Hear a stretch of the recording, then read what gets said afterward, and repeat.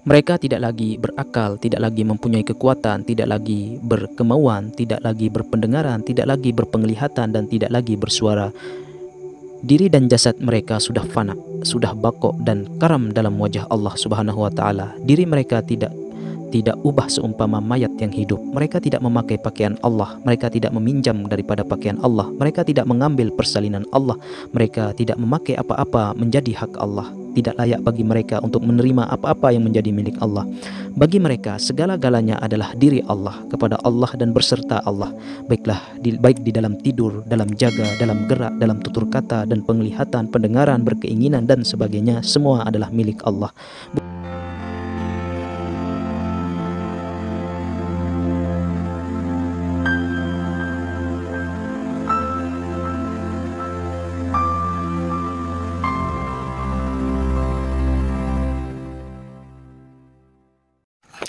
Bismillahirrahmanirrahim. Assalamualaikum warahmatullahi wabarakatuh.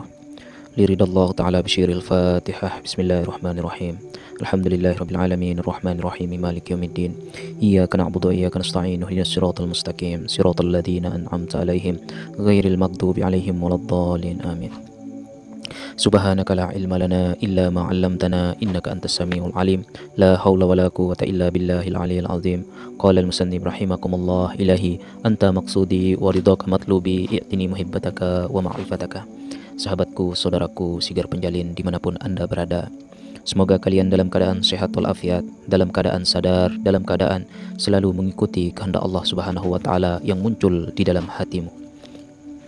Alhamdulillahirabbil alamin. Kesempatan di malam yang berbahagia ini, saya kembali untuk mencoba memberikan sebuah wawasan keilmuan tentang muzakarah mengenai kelanjutan daripada sifat 20, yang dalam hal ini akan dibahas mengenai sifat ma'ani. Bismillahirrahmanirrahim. Di dalam konten sebelumnya saya pernah membahas mengenai sifat nafsiyah. Nah, dalam hal ini kelanjutan daripada sifat nafsiyah, yaitu kedua mengenai sifat ma'ani. Saudaraku sigar penjalin rahimakumullah, sifat ma'ani, pengertian sifat ma'ani adalah membawa maksud daripada pergantungan. Ma'ani adalah sifat yang menumpang kepada sifat lain, seumpama sifat hidup yang bergantung kepada sifat hayyun, seumpama sifat basar bergantung kepada sifat basirun, dan sebagainya. Sifat ma'ani adalah sifat yang bergantung kepada sifat maknawiyah. Tanpa maknawiyah, sifat ma'ani tidak berfungsi. Berfungsinya sifat ma'ani adalah dengan karena limpahan rahmat dan sifat maknawiyah atau kuasa Allah. Sifat ma'ani itu bergantung dan menumpang daripada sifat maknawiyah. Sifat apakah yang terkandung di dalam sifat ma'ani? Sifat yang terkandung di dalam sifat ma'ani ada 7 perkara. Yang pertama, hayat sama dengan hidup. Yang kedua, qudrat sama dengan kuasa. Yang ketiga, iradat sama dengan berkehendak. Yang keempat, ilmu sama dengan mengetahui. Yang kelima, sama dengan mendengar. Yang keenam, basar sama dengan melihat. Dan yang ketujuh, kalam sama dengan berkata-kata. Saudaraku sigar penjalin rahimakumullah, apakah bentuk daripada sifat ma'ani itu? Bentuk sifat ma'ani itu adalah sifat yang boleh dilihat dan boleh digambarkan oleh akal. Ianya juga merupakan sifat yang terzahir atau tergambar pada pikiran dan terbayang pada khayalan, seumpama sifat hayat atau sifat hidup. Ianya terbayang kepada sifat nyawa, sifat melihat terbayang pada sifat mata, dan pendengaran terbayang kepada sifat telinga. Kita boleh membayangkan sifat ma'ani melalui pendengaran, penglihatan, dan sebagainya. Sifat ma'ani bukan saja terzahir pada khabar, tetapi terzahir juga pada kenyataan. Artinya maujud pada khayalan pikiran dan maujud juga pada khayalan sebenarnya. Wujud daripada sifat ma'ani itu adalah dikarenakan dengan sesuatu karena yang lain, tanpa karena sifat yang lain. Sifat ma'ani tidak boleh wujud dan tidak boleh zahir. Wujudnya sifat ma'ani adalah dikarenakan menumpang daripada sifat maknawiyah. Sebagaimana terjemah daripada sifat ma'ani pada diri kita, yaitu sifat ma'ani Allah Ta'ala yang jelas terzahir pada diri kita. Ada 7 daripada sifat ma'ani yang terzahir di dalam diri kita adalah: yang pertama adalah sifat hidup, yang kedua adalah sifat mengetahui, yang ketiga sifat berkuasa, yang keempat sifat berkehendak, yang kelima sifat melihat, yang keenam sifat pendengaran, dan yang ketujuh adalah sifat berkata-kata atau berkalam. Saudaraku sigar penjalin rahimakumullah, ada dengan terang dan jelas menzahir sifat-sifatnya ke atas diri kita. Tujuan dizahirkan sifatnya supaya dijadikan sebagai pedoman, sebagai panduannya, dan sebagai iktibar untuk kita mengenal Allah, untuk kita melihat Allah, dan untuk kita memandang Allah melaluinya. Allah bukan ain atau bukan benda yang boleh dikenal melalui bentuk hitam dan putih. Allah bukan ain dalam artian bukan benda yang boleh dikenal melalui bentuk hitam dan putih. Allah menzahirkan sifat-sifatnya ke atas diri kita adalah bertujuan supaya dijadikan tempat memandang sifat-sifatnya kepada mereka-mereka yang berpandangan jauh tetapi ramai yang masih tidak memperhatikannya. Sifat hidup, sifat mengetahui, sifat berkuasa, sifat berkehendak, sifat melihat, dan sifat berkata-kata yang dipakai Allah atas diri kita adalah menjadi tanda kebesarannya atas diri kita supaya kita memperhati dan melihatnya. Sifat-sifat tersebut bukanlah sifat pribadi kita, tetapi sifat tersebut sebenarnya sifat hak kepunyaan mutlak Allah Ta'ala. Sifat yang kita pakai ini adalah pinjaman semata-mata. Dari itu, hendaklah kita sadar dan insyaf akan hal itu. Kesemua sifat-sifat tersebut adalah hak milik Allah dan kepunyaan Allah Subhanahu wa Ta'ala yang sepatutnya dikembalikan semua kepada Tuhan yang empunya. Sementara hayat masih dikandung badan, penzahiran sifat ma'ani atau angin atas makhluk diri kita adalah sekedar pinjaman yang berupa pakaian sementara, yang akhirnya dikehendaki kembali semula kepada Tuhan yang empunya. Allah tidak boleh diibarat atau dimisalkan dengan sesuatu. Saudaraku sigar penjalin rahimakumullah, Maha suci Allah dari ibarat dan misal. Segala misalan atau segala perumpamaan yang dinukilkan itu hanya sekedar mempermudahkan faham. Sifat ma'ani itu adalah seumpama bayang-bayang, manakala Allah Ta'ala itu adalah seumpama Tuhan yang empunya bayang. Di dalam firman Allah Surat Al-Furqan yang artinya, tidakkah engkau melihat kekuasaan Tuhanmu, bagaimana ia menjadikan bayang-bayang itu terbentang luas kawasannya, dan jika ia kehendaki tentulah ia menjadikannya tetap tidak bergerak dan tidak berubah. Kemudian kami jadikan matahari sebagai tanda yang menunjukkan perubahan daripada bayang-bayang itu. Maksud daripada Allah jadikan manusia dalam bayang-bayangnya adalah maksud bayang-bayang itu adalah menunjuk kepada makhluk dan diri kita. Bayang diri sebenarnya tidak mempunyai apa-apa dalam bentuk sifat. Bayang hanya sekedar sifat yang menumpang daripada yang empunya bayang. Bergeraknya bayang adalah gerak daripada yang empunya bayang. Berdirinya bayang adalah gerak berdirinya Tuhan yang empunya bayang atau Allah. Mustahil bayang itu boleh berdiri dengan sendirinya tanpa kuasa dan dari yang empunya bayang atau Allah Subhanahu wa Ta'ala. Saudaraku sigar penjalin rahimakumullah, bayang dengan yang empunya bayang itu mustahil bersatu dan mustahil bercerai. Diri kita dengan wajah Allah itu adalah seumpama wujud bayang, dan yang empunya bayang atau seumpama bayangan wajah di permukaan cermin. Sifat ma'ani itu tidak boleh berdiri dengan sendirinya tanpa bergantung daripada sifat maknawiyah. Hubungan antara sifat ma'ani dengan sifat maknawiyah itu adalah seumpama hubungan antara bayang dengan yang empunya bayang. Contohnya, seumpama sifat mata dengan penglihatan, sifat telinga dengan pendengaran, dan sifat mulut dengan yang berkata-kata. Walau bagaimanapun keadaan sekalipun, ianya tetap tidak boleh bercerai dan tidak boleh bercantum. Inilah yang dikatakan hubungan sifat ma'ani dan sifat maknawiyah itu. Tercantum tidak bercerai, tiada maksud di dalam sebuah hadis. Tiada bercerai antara nafi dan isbat, dan siapa-siapa ceraikan antara keduanya, maka orang itu kafir adanya. Bayang bukan cahaya itu tiada lain daripada cahaya. Cahaya bukan matahari, tetapi tiada lain dari matahari. Begitu jugalah contoh hubungan antara Allah dengan diri kita. Dari itu, marilah kita sama-sama mengambil faham dan insaf bahwa sifat yang kita miliki ini sebenarnya hak kepunyaan Allah yang seharusnya kita serah kembali kepada yang empunya atau Allah Subhanahu wa Ta'ala. Saudaraku sigar penjalin rahimakumullah, adapun tujuan kita mempelajari daripada sifat ma'ani adalah bertujuan supaya kita mengaku bahwa sebenarnya diri kita ini tidak ada atau fana, tidak wujud dan tidak terjadi. Yang wujud, yang ada dan yang terjadi adalah hanya semata-mata Allah yang mutlak. Seumpama sifat bayang, terzahirnya bayangan itu adalah bagi tujuan menampakkan dan menyatakan sifat yang empunya bayang itu sendiri. Di dalam kezahiran pembicaraan soal sifat ma'ani ini harus diingat bahwa Allah tidak bertempat, Allah tidak menjelma ke atas jasad, Allah tidak bertempat di dalam atau Allah tidak bertempat di luar badan, Allah tidak bersatu, tidak tercantum dengan badan, Allah bukan kesatuan, Allah bukan bersyarikat, bukan tercantum dengan jasad kita. Orang-orang yang mengaku bahwa Allah menjelma di dalam jasad dan tidak kurang pula ada yang mengaku Tuhan dan sebagainya, sesungguhnya mereka-mereka itu adalah tergolong di kalangan mereka-mereka yang sesat dan sejahil-jahil manusia. Allah tidak ada dalam diri kita, tetapi kitalah yang ada dalam Allah. Bukan kita mengandungi Allah, tetapi Allah lah yang mengandungi diri kita. Bukan kita yang meliputi Allah, tetapi Allah lah yang meliputi kita. Saudaraku sigar penjalin rahimakumullah, kesemua sifat yang kita miliki ini adalah milik Allah. Sifat yang ada pada diri kita akan hancur, akan binasa, dan akan hilang lenyap.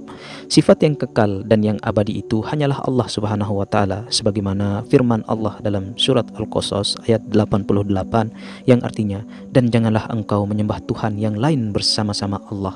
Tidaklah Tuhan melainkan Dia. Tiap-tiap sesuatu akan binasa melainkan zat Allah. Baginya kuasa memutuskan segala hukum, dan kepadanya lah kamu semua dikembalikan. Apa hubungan sifat ma'ani dengan roh? Sifat ma'ani adalah wajah Allah yang terzahir melalui sifat dan rupa paras roh, melalui sifat mata, mulut, telinga, dan anggota tubuh seluruhnya, sebagaimana rupa dan paras roh sebagaimana wajah ma'ani Allah.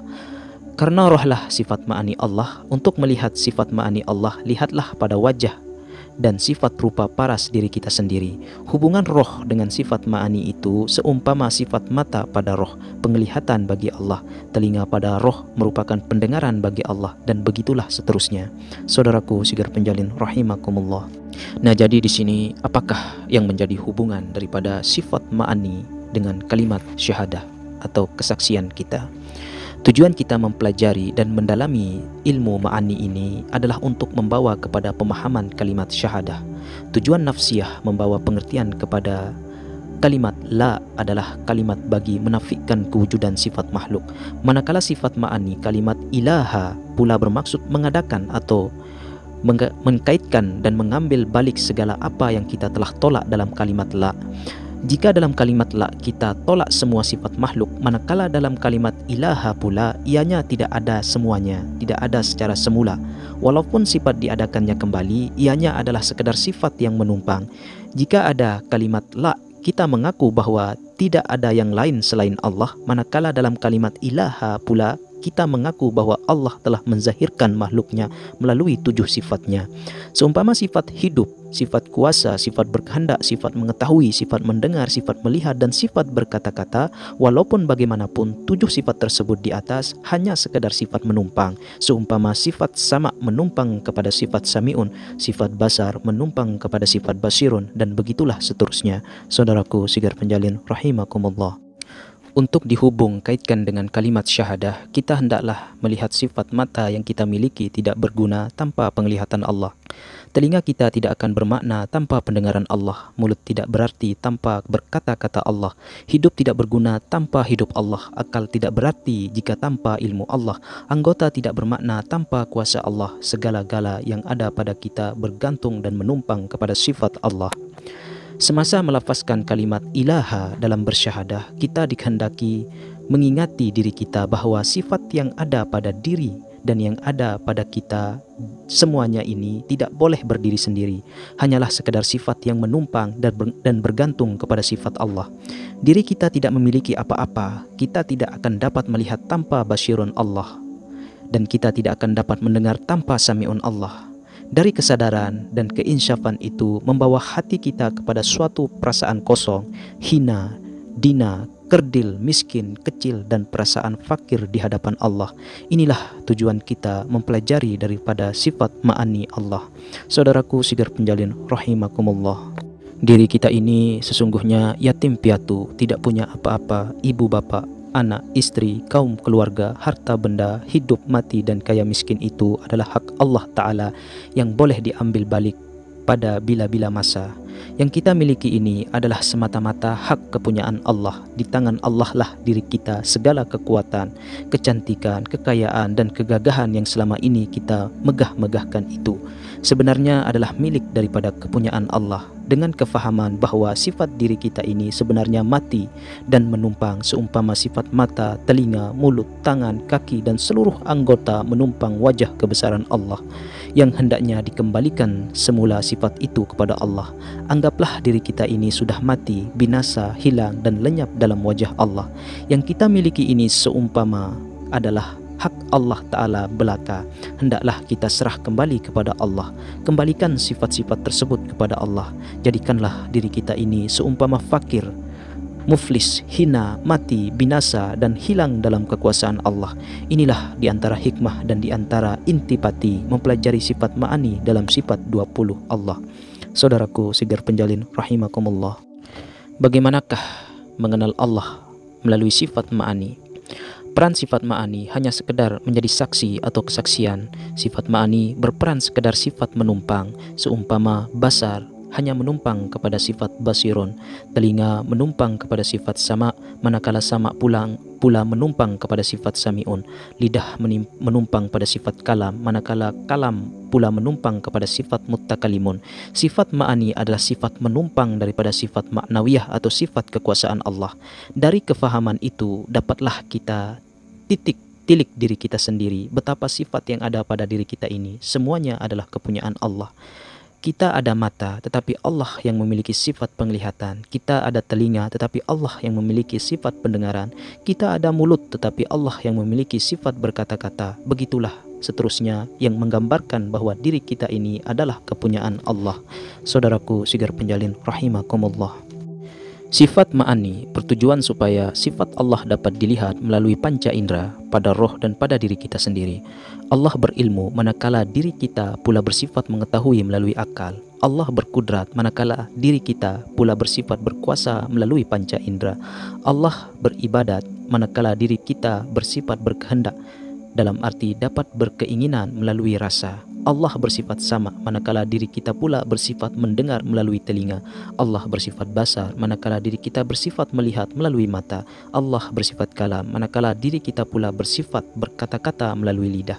Jangan sekali-kali kita menjadi lupa diri bahwasanya semua sifat-sifat yang kita miliki adalah kepunyaan Allah. Diri kita ini hanya sekedar menumpang sifat Allah. Apabila kita faham sifat ma'ani dengan sendirinya bahwa diri kita pulang adalah bentuk daripada pengakuan Allah dengan tangan kosong, dengan menyerahkan segala sifat kepada Allah, bahwasanya diri kita ini sebenar-benarnya adalah kepunyaan dan milik Allah sepenuhnya secara mutlak. Sifat yang kita pakai dan apa yang kita adakan pada hari ini seumpama sifat bayang atau menumpang yang empunya bayang. Saudaraku Sigar Penjalin rahimakumullah, setelah kita sadar bahwa sifat yang kita pakai ini adalah sifat pinjaman dan sifat menumpang kepada Allah, sebaiknya kembalikanlah semua sifat-sifat itu kepada Allah. Jangan sekali-sekali mencoba memakai pakaian Allah, walaupun secara percuma atau secara pinjaman, karena kita tahu bahwasanya pakaian Allah itu amat tidak layak untuk dipakai oleh kita. Kita tidak layak memakai pakaian Allah dan kita tidak sajak untuk menerima daripada pinjaman Allah. Pakaian Allah itu Allah lah pemiliknya, Allah lah yang layak memakainya. Sebenarnya kita ini tidak punya apa-apa pakaian atau persalinan. Kita ini adalah ibarat tangan kosong yang menjadi milik dan kepunyaan kita bukan pakaian atau persalinan. Yang menjadi milik dan kepunyaan kita yang mutlak adalah Allah itu sendiri. Inilah konsep yang hendak diketengahkan dan yang hendak diterapkan melalui sifat ma'ani. Konsep serta kefahaman inilah yang benar-benar perlu kita pahami. Coba pahami dan hayati betul-betul sifat ma'ani yang 7 itu. Apabila kita telah kasyaf dalam memahami dan menghayati sifat ma'ani, disinilah kita disebut sebagai kata orang-orang yang sudah fana dan lebur serta terbakarnya diri kita yang palsu dan yang menumpang ini. Saudaraku Sigar Penjalin rahimakumullah, bagi mereka-mereka yang mengenal Allah, apabila dia coba untuk memakai sifat Allah, maka hancur terbakarlah anggotanya. Dalam artian lebur, musnahlah sifat jasadnya. Mereka tidak sekali-kali berani memakai sifat pakaian Allah. Pakaian Allah itu ada 7, yaitu seumpama sifat hidup, sifat ilmu, sifat kudrat, sifat iradat, sama, basar, dan kalam. Manakala pakaian kita juga 7, yaitu seumpama pakaian sifat mati, pakaian sifat bodoh atau dungu, pakaian sifat lemah, lumpuh, tidak berupaya, pakaian sifat tidak berkemauan dan tidak berkehendak, pakaian sifat peka dan tuli, pakaian sifat buta dan pakaian sifat bisu. Inilah pakaian yang sifat-sifat kita pakai serta pakaian mereka-mereka yang mengenal diri dan yang mengenal Allah Subhanahu wa taala. Mereka ini beranggapan dan beriktikad bahwa diri serta jasad mereka sudah mati, tidak ada lebur dan binasa. Saudaraku sigar penjalin rahimakumullah. Mereka tidak lagi berakal, tidak lagi mempunyai kekuatan, tidak lagi berkemauan, tidak lagi berpendengaran, tidak lagi berpenglihatan dan tidak lagi bersuara. Diri dan jasad mereka sudah fana, sudah bako dan karam dalam wajah Allah Subhanahu wa taala. Diri mereka tidak ubah seumpama mayat yang hidup. Mereka tidak memakai pakaian Allah, mereka tidak meminjam daripada pakaian Allah, mereka tidak mengambil persalinan Allah, mereka tidak memakai apa-apa menjadi hak Allah. Tidak layak bagi mereka untuk menerima apa-apa yang menjadi milik Allah. Bagi mereka segala-galanya adalah diri Allah, kepada Allah dan berserta Allah. Baik di dalam tidur, dalam jaga, dalam gerak, dalam tutur kata dan penglihatan, pendengaran, berkeinginan dan sebagainya, semua adalah milik Allah. Bukan sifat mata yang mereka pandang, tetapi penglihatan Allah. Bukan sifat telinga yang menjadi tumpuan, tetapi pendengaran Allah. Bukan mulut menjadi keinginan, yang menjadi keinginan mereka ialah suara atau kata-kata Allah. Yang berkeinginan dan berkehendak itu adalah Allah Subhanahu wa taala. Yang berkuasa dan berilmu itu adalah Allah. Inilah kaidah pegangan iktikat orang makrifat dalam menterjemah daripada sifat ma'ani yang menjadikan hati kita penuh yakin kepada Allah. Saudaraku sigar penjalin rahimakumullah. Tujuan sifat ma'ani diketengahkan untuk dipelajari dan dipahami adalah untuk membawa kita kepada suatu keinsafan diri bahwa semua yang kita miliki dan yang kita pada diri kita ini sebenarnya adalah milik Allah. Setelah kita sadar yang segala-galanya sifat itu menjadi milik Allah, hendaklah kita kembalikannya semuanya kepada Allah. Seandainya yang menjadi milik Allah itu telah kita serahkan semua kepada Allah semasa hayat masih di kandung badan dan semasa masih berada di dalam dunia, apabila kita pulang rahmatullah kelak setelah kita mati nanti, kita tidak ada apa-apa lagi yang perlu ditanya, perlu dihisab dan perlu dipersoalkan oleh malaikat mungkar dan nangkir. Perkara yang membuat kita ditanya dan disoal itu adalah karena hutang sifat kita semasa di dunia masih belum dijelaskan.